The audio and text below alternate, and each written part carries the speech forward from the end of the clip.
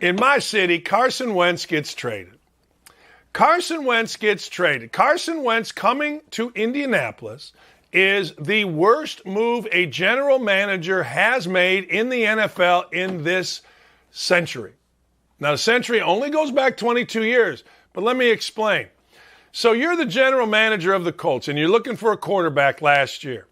You've got the coach, Frank Reich, who somehow, someway, going back to Carson Wentz college days, have connected at a level that those of us that aren't overtly religious don't understand. Bible verses exchanged. All right. So Wentz goes to Philadelphia because Frank Reich's at Philadelphia. Wentz in 2017 is getting ready to be the most valuable player in the NFL. He gets hurt. Next thing you know, Nick Foles takes the team. They win the Super Bowl. Carson Wentz, yay, Rob, but human nature tells me he can't be that happy. Now, maybe it's just me. Maybe I'm a petty, I'm not thin-skinned. Maybe I'm a petty, jealous person. I don't think that I am. But human nature says I can't be that happy. Fast forward, Wentz is now the quarterback. Next thing you know, he's not playing so good. Next thing you know, they draft Jalen Hurts. Next thing you know, Wentz can't handle it. Next thing you know, Hurts is the starter, and Wentz has got to find another place.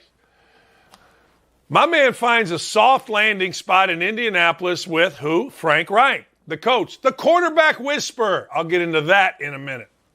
So the world's greatest GM, as advertised by NFL.com and any NFL analyst, Chris Ballard, brings home the prodigal child. The prodigal child is now back with the father. They kill the fatted calf. They have a party. They give Carson Wentz more money. I think it ended up being $38 million for the year.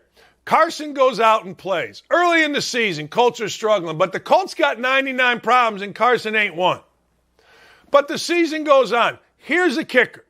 Jimmy Irsay, the owner's pissed. Jimmy Irsay's pissed because his best players, Wentz, Darius Leonard, and a few others, I think Ryan Kelly, didn't get vaccinated. Now, Jimmy Irsay's pissed because it makes him look bad. He has within his, little world to answer to other people. He has to answer to the Indy star who's all over the white quarterback, Carson Wentz, but then shuts up when the African-American linebacker, Darius Leonard, announces that he has, in fact, not been vaccinated. But that's a totally different story. That's the world we live in, blah. Anyway, I move forward. Wentz at the end of the season is not the reason the Colts lost. He did miss a pass left side to T.Y. Hilton that would have won the game. However, so did Darius Leonard. Darius Leonard missed a sack of Derek Carr, which would have won the game. Long story short, Colts lose 2 in a row. They don't make the playoffs. Press conference comes. Chris Ballard and Frank Reich say, hey, we're not sure he's our quarterback. Everything explodes.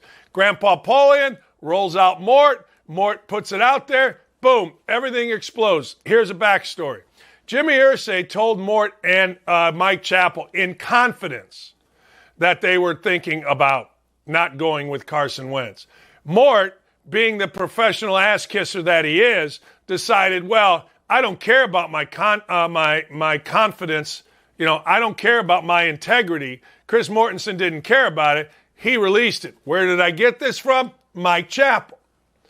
Anyway, so I'm not making this up. This is from on my show, Mike Chappell. So now the Colts have to deal with this, and it doesn't matter what the Colts say. Like Frank Reich said, well, I think Carson's going to be a really good player. Maybe here, maybe someone else. Chris Ballard came on my show and said they're evaluating everyone, which was total bullshit. I knew it, he knew it.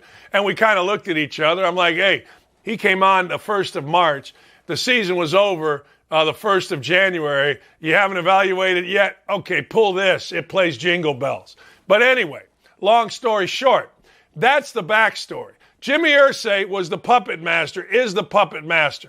Now, people are saying, hey, look, some idiot on, some football blogger is saying, because you got, what did they get here? 3rd round in 2022, 3rd round in 2023, which becomes a 2nd round in 2023 if he plays 70% of his games.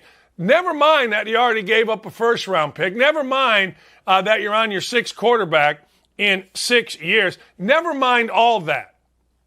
When you are on the proper side of the media, guess what happens? People kiss your ass no matter the results. So here in Indianapolis, guess what we've got? Guess what we've got?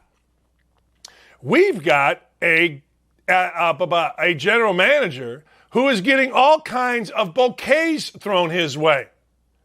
All kinds. Oh, my God. What a great guy.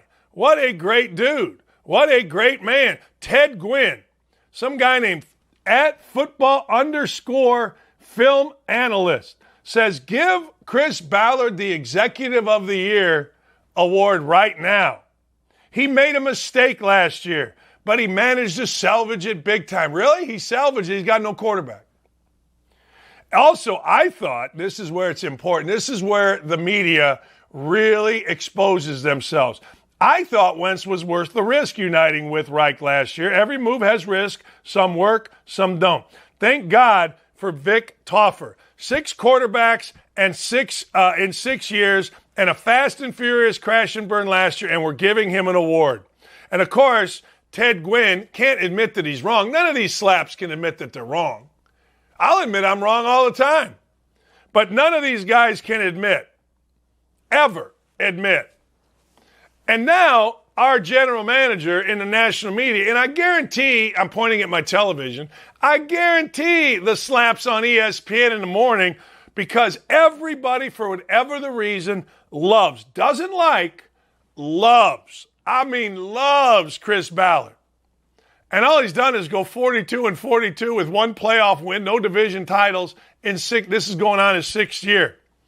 Hey, I get it, man. Love is love, baby. Love is love. Love the one you're with.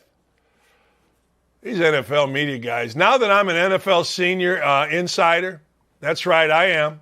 Now that I'm an NFL senior insider, I'll tell you what. I don't want to hear it from these slaps. These guys are the worst. I mean, everybody's got an agenda. You think Jeff Saturday on television is going to say anything bad about the general manager of the Colts? Please.